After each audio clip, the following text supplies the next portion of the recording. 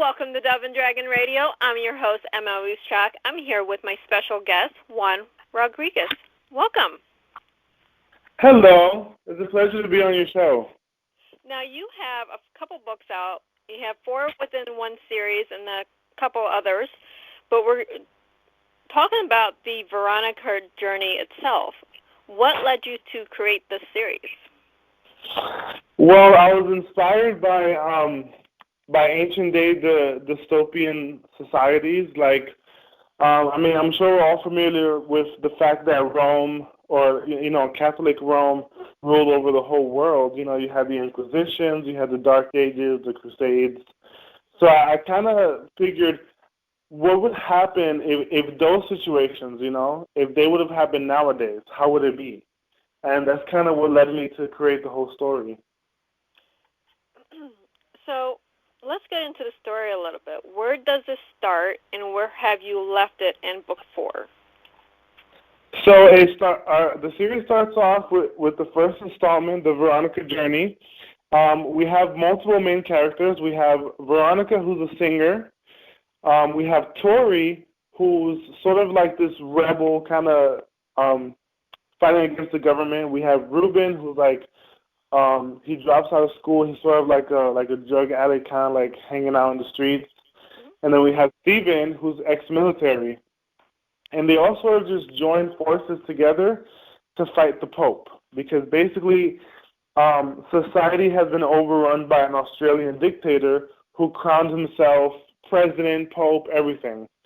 And he's using religion to oppress people, Nowadays, we see that a lot too. So then basically, after he destroys the world, everyone starts living in the wilderness, and they start trying to create like their own society. Right. Then soon after that, then we find our main character getting experimented on, developing superpowers. And then I've left off the series with very few survivors left on Earth, but they've managed to start a new society, a new country with religious freedom, and they're creating perfect beings per se, meaning like basically people that can feel and understand other people, like telepathically. Like basically I can feel and understand and think through your eyes, so I would never try to hurt you. That's kind of the whole idea. And I can see the future too. So they created beings like that, and they're going to try to basically repopulate all of Earth with these perfect human beings per se, so that there will be no more war, no more, division because of skin color or religion or anything like that. Well, it's a good thought, especially right now with having what's going on in the world today. Exactly. Kept in our forefront. I mean, it's not about the religion, it's not about the skin color, it's about being a person, a decent human being. So it's exactly very interesting that you have 4 of these books out, and they started coming out well before 2020. Oh, yeah. I started writing in 2012, but they didn't get popular until this year. I guess with the whole pandemic and everyone staying at home, and I republished them, so everyone's starting to actually read them now. So it kind of feels good, because like with what's happening now, it's cool that people are finally starting to read it and understand what I was trying to say all along. Exactly. I mean, we have so many great fantasy books out there that teaches us how to be a decent human being, but we do it through art. So we're not telling you, we're letting your mind get there itself. Yeah, like Dune and Hunger Games and Unwind. Exactly. I mean, we have to put things like this into perspective. A lot of people, they don't like to be told what to do. Okay, yeah. So let's do a fantasy book and do a lot of what ifs. Exactly. Because if your mind thinks that you're making the decision on it, like if your mind chooses one way, you're more likely to actually do it. But if someone tells you what to do, then you can't identify with that. You're just being told what to do. You don't understand why it's wrong or right. So really, we just have to lead people to the door. We can't really open it for them. It's so wonderful to lead people to those doors, though. It is, and it's difficult, but it's very rewarding at the same time. Very true. I mean, we spend countless hours writing the book. We look at the first draft, and we go, "Oh, I have to rewrite this whole thing. It's garbage." It's so true. And then we write the second draft, and then we have to go edit it. Then we have our families and friends look at it. They'll put in their input. Hey, you have a spelling error here. This chapter just does not make sense. Yep, that's so true. I've been through so much with these books. I'm still working on them too. Even to this day, I'm still working on them. Twilight did the same thing. Twilight, even after the movies came out, they made newer versions of the books. You would think, once the movie drops, that's it, it's official. But no, they still did re-edits. Yes. So you're never really done as an artist. No, you're not. I mean, you go back, how many versions of Harry Potter are there? Seriously. Probably so many. Yeah. You're never done with the story. You're done when the voices of the characters tell you you're done. Exactly. But we open that door to those characters anytime they knock. Yeah, whenever there is a story to be told, a message to be delivered, the characters somehow write their own story. And you as the author, you're not really a writer. You're just there to put the words together. The story's already there. Mm-hmm. It was already created. Yes. Everything in the universe has already been created. It's just up to us to find the medium to bring it into reality. Yeah. There's a quote, and one of my characters says this in the first book. I think it's the character Stephen. He says, "We're all actors in God's play, but God wrote the play a long time ago, and we can't choose our own genre. So you can be in a horror, you can be in a romance, you can't choose your own genre, you can't choose your own role. You just got to play the part." Exactly, and so many people don't understand this. Us as authors, if I can talk today, artists, anything, we're just creating a role that was destined for us. Our characters are what leads us to creating our art. Yep. And I think that characters are really just extension of ourselves.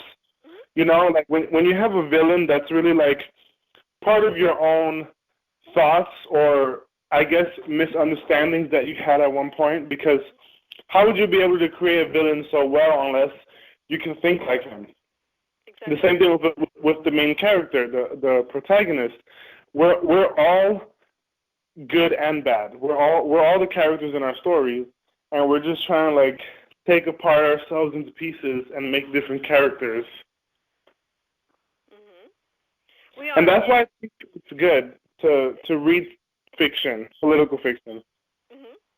It is, because when you get into the political fiction, we put just enough breadcrumbs there to tie it into reality, but not enough where it's hey, we're going to choose a side of what side of the politics we're going to land on. No, we're exactly here to make you think about both sides. Then you can choose. Exactly. That's the thing about political side, like dystopian books, like 1984, Fahrenheit 451. They never had a side they were choosing. They were just showing you all the angles and how the world would work if it was one way, if it was the other way. Clockwork Orange did that too. And no one was ever really, preaching one side. And that's what I think is better than real politics in a way, because real politics, you're just getting a one-sided story, and everything's being filtered so that the person seems right. Whereas opposed to fiction, you get the whole spectrum. Yes. And there's so much going on right now with that we're only seeing one side of the story. We're not getting the big picture. And I blame the media for this, because the media is the biggest fiction of them all right now. Yeah. They have it's like a lawyer. Like, you have to make your side look good so that you can make your point. Mm-hmm. You don't just show the whole spectrum so that people can decide on their own. You just try to filter reality so that you can make your own point. And I think that's what's wrong with with real life. I mean, it shouldn't even be real life. It should be like fiction, but fiction's more real than real life nowadays. Isn't that strange how that happened? We went from real life is stranger than fiction to real life is the things that fiction is being made into. Yeah, like I've seen fictional stories that are more unified than the America we live in. I mean, we got black people being killed for nothing. Like Elijah McClain, he was literally, he had just finished playing violin for a whole bunch of cats. So he was going to the store to buy iced tea. This was a little kid, and he got murdered by the cops for no reason, and no one got in trouble. No one was held accountable. Nobody cares. Like that's something you would see in a Hunger Games movie, not in real life. Exactly, but at the same time, we also have these. What is it? Chicago. Not this weekend, but a couple weeks ago, was the bloodiest weekend in Chicago. Really? There was 20 shootings, 20 people killed in Chicago, not 2 weeks ago. There is nothing. This is not police on citizens. This is citizens on citizens, and there is nothing. That's just crazy. But we're seeing this stuff play out, and no one's, from what we see, no one's getting in trouble. No one's being arrested. No one is being held accountable. There was an infant that was killed in that weekend. There was a 4 or 5 year-old that was killed that weekend. These are kids. These are little kids. And that's horrible. There's no outrage about it. It's another day. Why are we accepting this? This is why authors such as me and Juan write the books we do, because there's no outrage where there should be. We're being outraged on what the media tells us there should be outrage on, but the things that the media is quiet on, there's no outrage. Man, oh man. I just know that if we don't change the course of our, like, the direction we're heading in now, we can see repeats of, like, some of the most terrible things in history happened when everything was going fine, you know.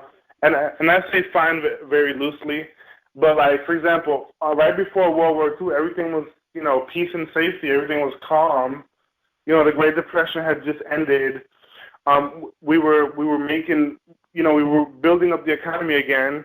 People were being promised peace, and people were being promised, you know, like union and whatever. And then all of a sudden, out of nowhere, we just see mass killings of Jews, and before you know it, a global war. Right. Because when we're safe and cozy, we don't want to do anything. But that's when villains arise. That's when dictators come, when everything's nice and calm, because you're not doing anything. Don't think that you're ever in a good situation. You gotta be vigilant.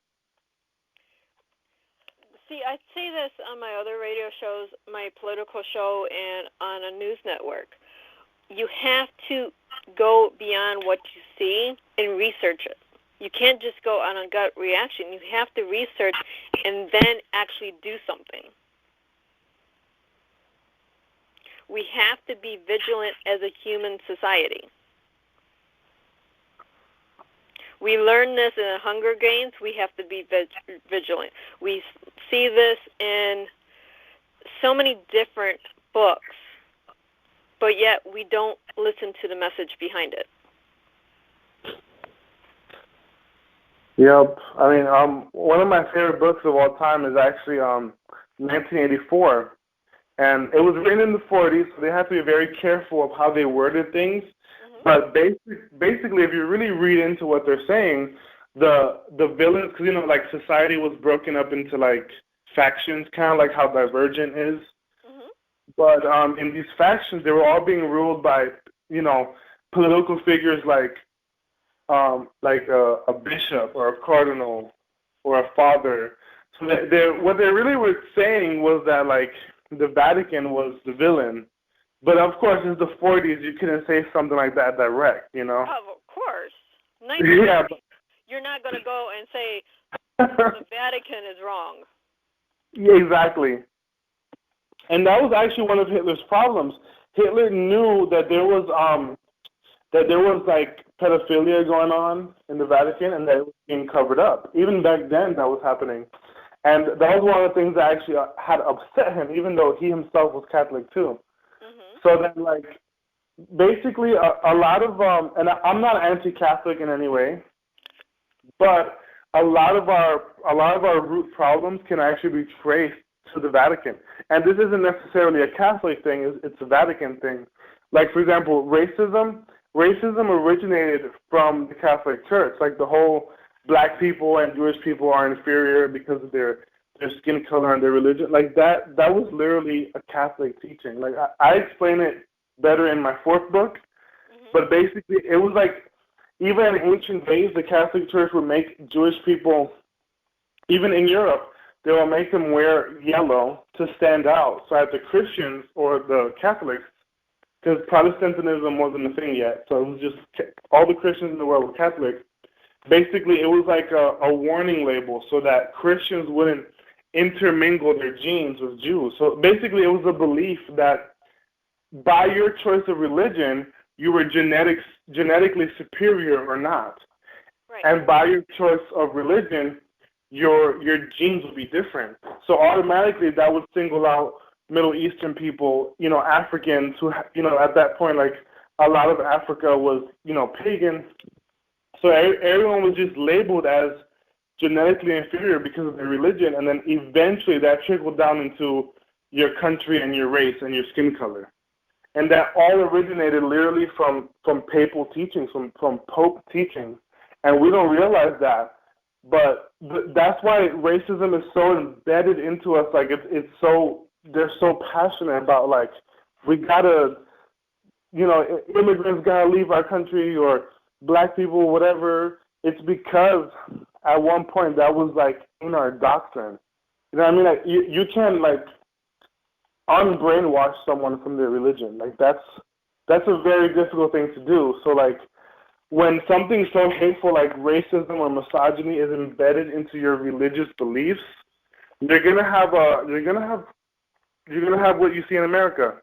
We're a very modern country, but you literally are seeing the beginning birth pains of a civil war. It's because the religion was corrupt at one point, and people are still holding to those, you know, ancient values back when it was really corrupt.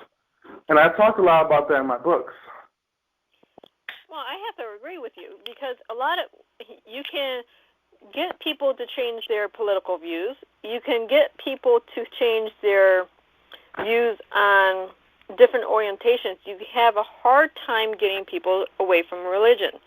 When you have a corrupt, I just did a show not too long ago on this, actually.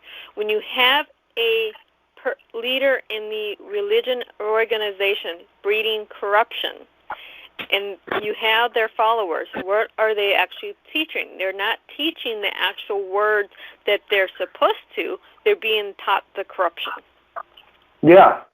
A perfect example of that is, like, for example, there's, like, probably a few sentences in the New Testament that say, for example, like, women should be silent in the church, or women should submit to their husbands, right? Mm-hmm. I mean, you gotta understand, society at that point was criticizing the Christians so much. You know, they were basically viewed like a cult. Like, they believed that Jehovah God incarnated as, like, this short Jewish guy, Jesus. You know, like, they were viewed as a cult.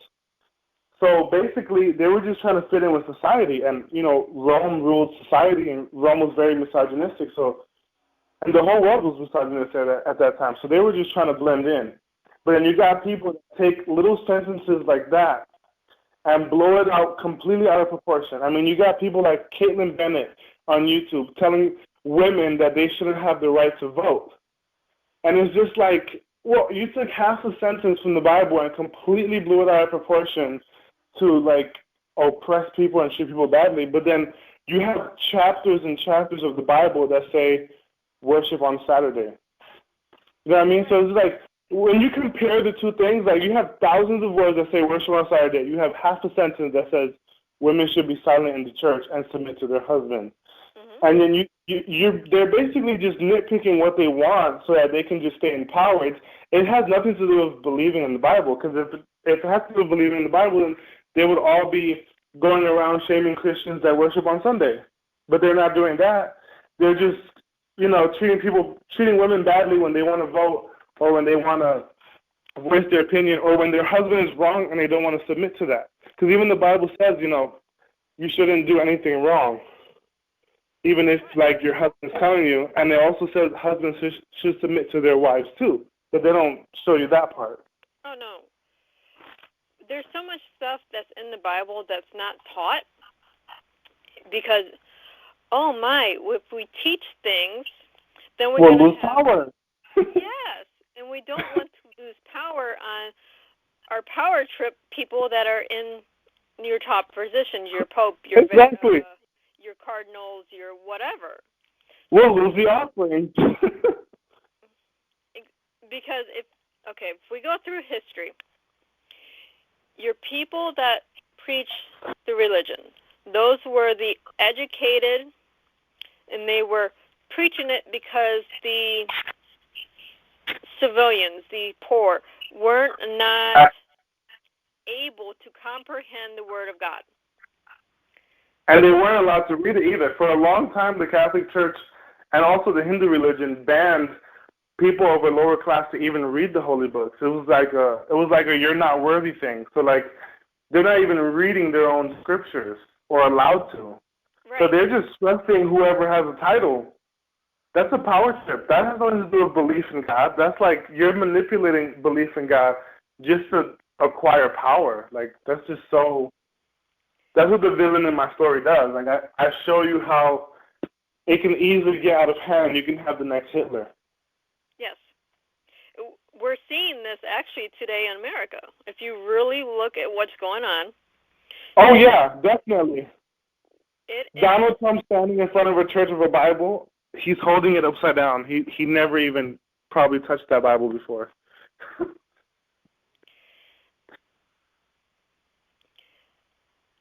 But we're seeing this so much that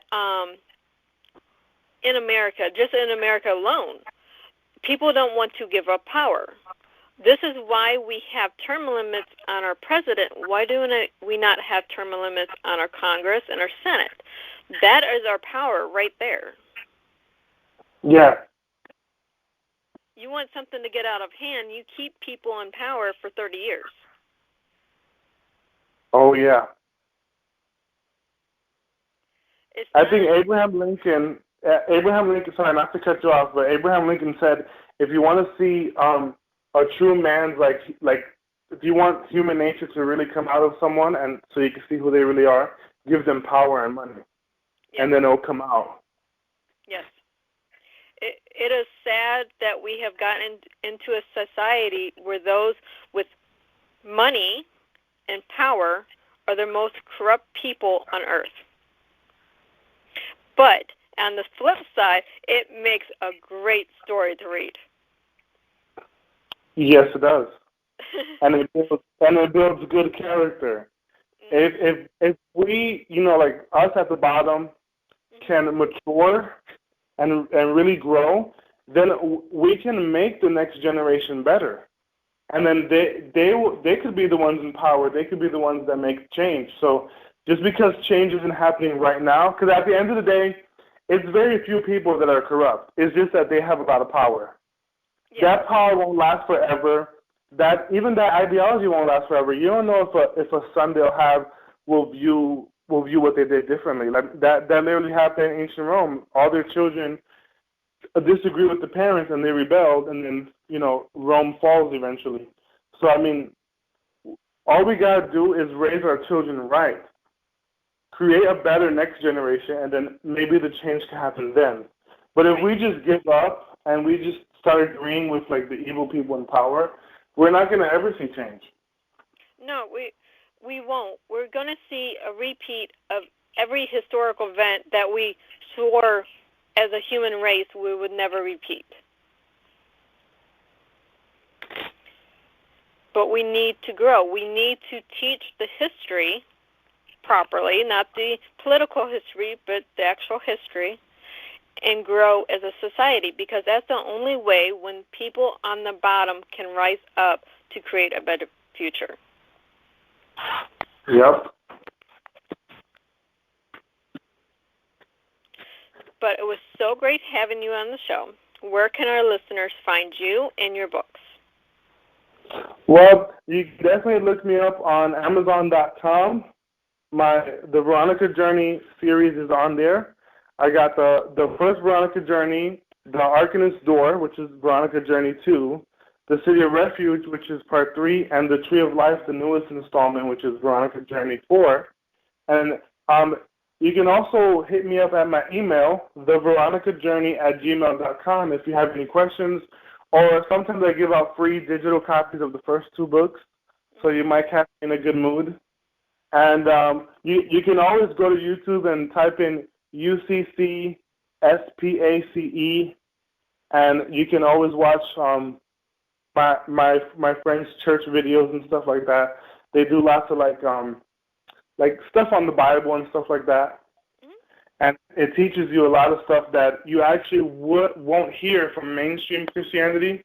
That's UCC space, like the word space. And then you can look up videos on YouTube and stuff. Awesome. Well, again, thank you so much for being on the show. And I look forward to hearing more about your Veronica series. Thank you so much. It was a pleasure to be on your show. And have a wonderful day and happy reading. You too.